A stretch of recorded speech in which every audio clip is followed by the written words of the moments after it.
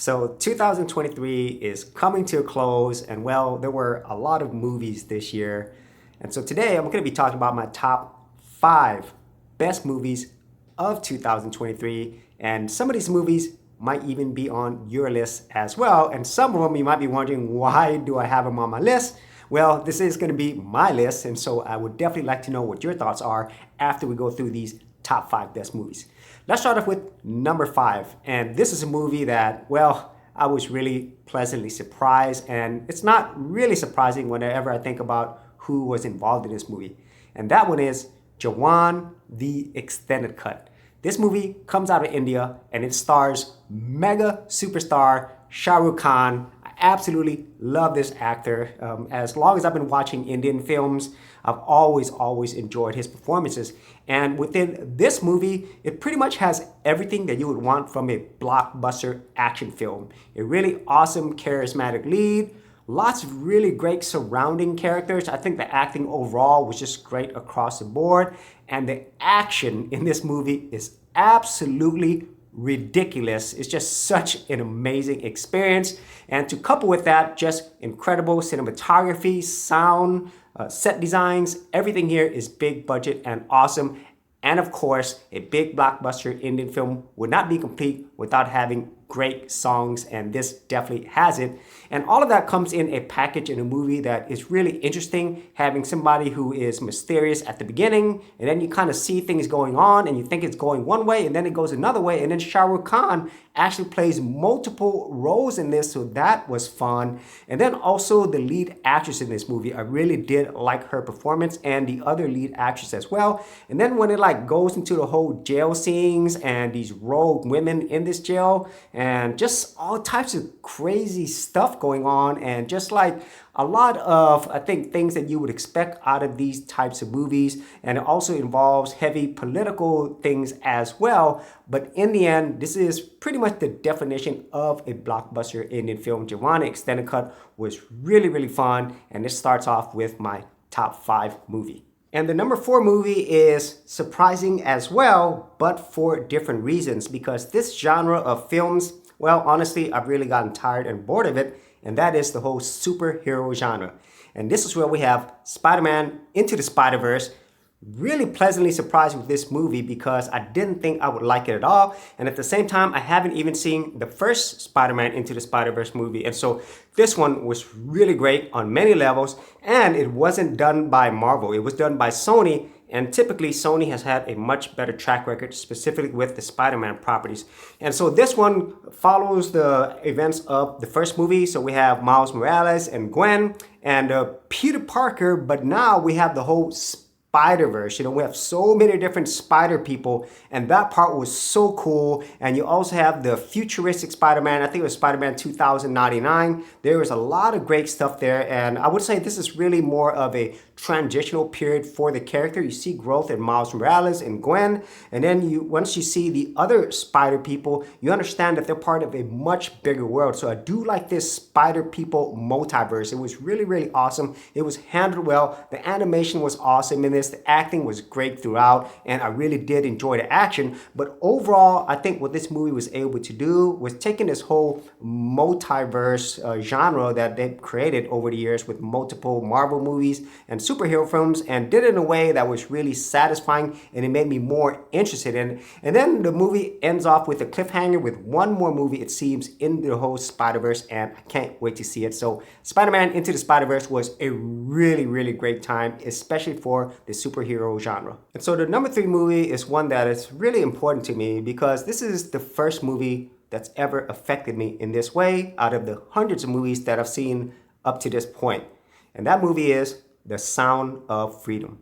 So this is based upon the true life story of Tim Ballard, a former Homeland Security officer who deals with the worst of the worst in the whole realm of child and human trafficking. And this is a movie and subject that I think universally I would hope everybody would be behind in terms of it really trying to save these people, especially the kids.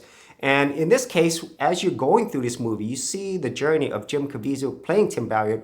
Great performances from him, and the children were just superb, and everybody else did a wonderful job in telling the story of him trying to rescue 2 specific kids And from that, we go on this journey with him, his team, and everybody involved to try to catch these people and save as many kids as possible.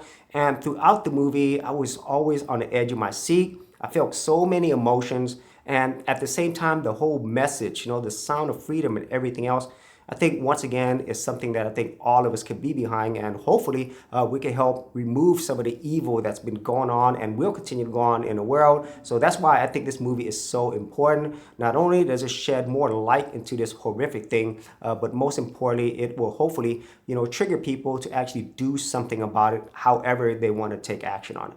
So if you haven't seen it, this is a movie that I highly recommend that you watch. And so my second favorite movie is one that I was highly anticipating, but it's also one that I was really worried about.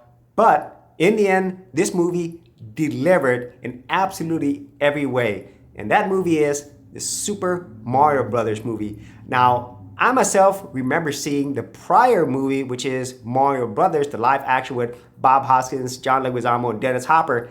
And let's just say that movie is a classic in its own right, but the Super Mario Bros. Movie is on another level, in another universe, because this one is basically every gamer and kid's dream. It's a Super Mario video game in real life in terms of animation, and it's probably going to be the best video game movie out there for a long time. The CG, the visuals are, wow, the most amazing chef's kiss that I've seen. The voice acting was really great overall, especially with Jack Black as Bowser.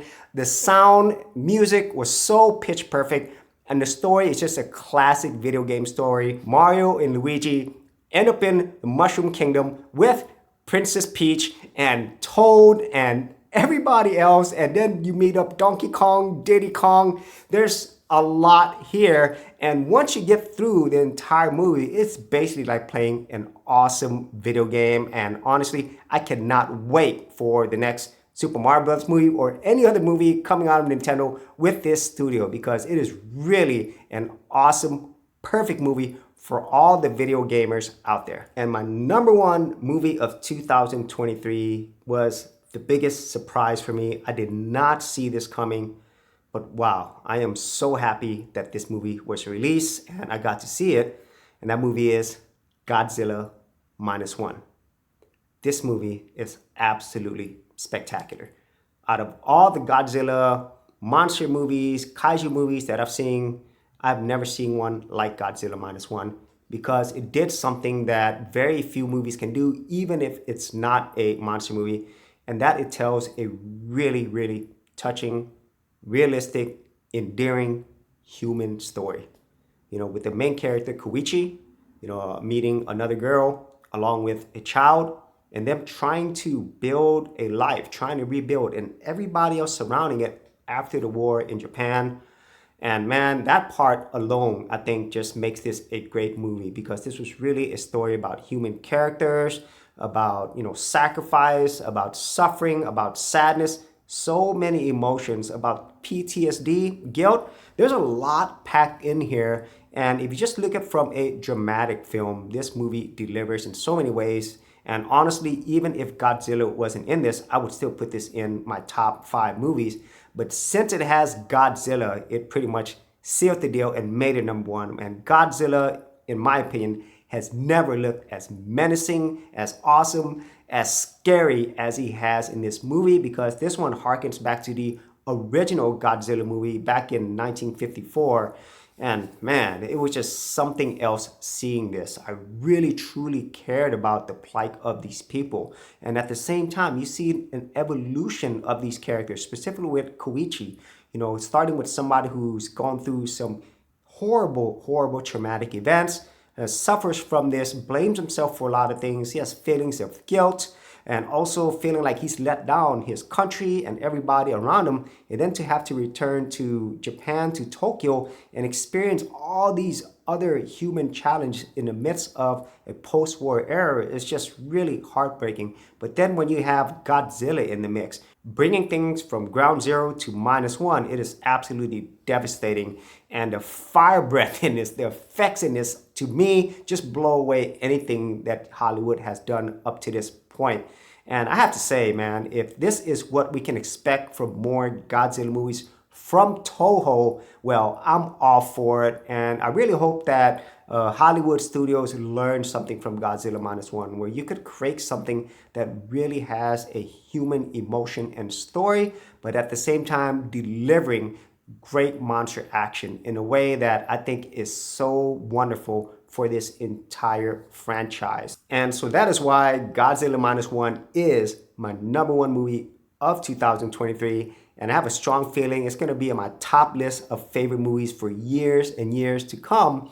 And hopefully, Hollywood studios will really take note of this, learn from it, and see how to properly create a movie that people love and can relate with, and at the same time be entertained to the max at a much, much lower budget. So if you actually had any thoughts on any of the movies on my list, be sure to leave in the comments area below. And if you want to see reviews of all these movies that I have on my top 5 list, I'll leave all those reviews in the description area as well. So as always, if you did enjoy these videos, be sure to share, like, and subscribe.